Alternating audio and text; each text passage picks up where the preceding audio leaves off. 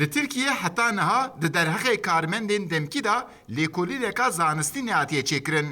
Li gorî hin pêzanînên rêxistinên çandiniyê hejmarê karmendên demsalî her sal nêzîkî 250 hezar tê nîşandayîn. Lê li gel malbatên xwe ve hejmarê wan digihîje 400-500 hezar. Ev karmendana bi awayekî bêewle dûrî mala xwe di çadiran da dema xwe diborînin. Serokê Sendîkaya Çandin û Daristanê Ahmet Keleş gava rewşa karmendên demkî dinirxîne ji bo wan pêwîstiya herî girîng rêxistinbûniyê nîşan dide. Her salem dibîzin gelek însan bi rê de jiyana xweş disitin.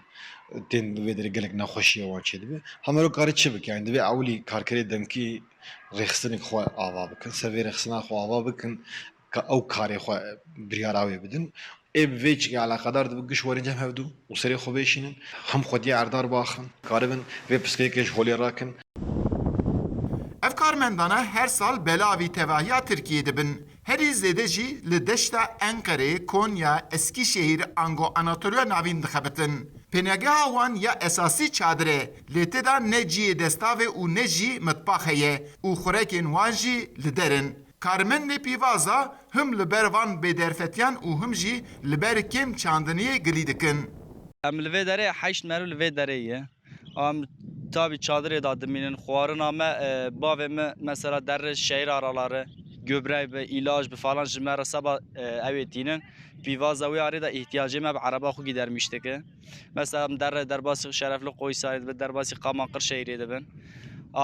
Wekî dinê ihtiyacê me rê kemanî tabii çê dibe li vê derê sa bil gund min da em ihtiyacê xwe gidermiştikin. Li van dera pirsgirêkên avê, serşoyê, perwerdeha zarokan û gelek pirsgirêkên din tên jiyandin.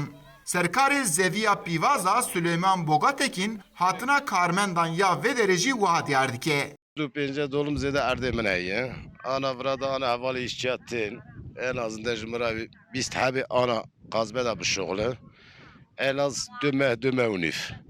Walay terkê îjerê îşçiyê melê pîvaza çualametê. Li Tirkiye li gorî lêkolînan cotkarî her sal paş dikeve. Bestinav 12 salên dawî da sedan 48 daketiye. Tê ragihandin ku piştî belabûna Covid-19 ev rêje bêtir zêde bûye. Eyüp Demir, Dengê Amerîka, Enkere.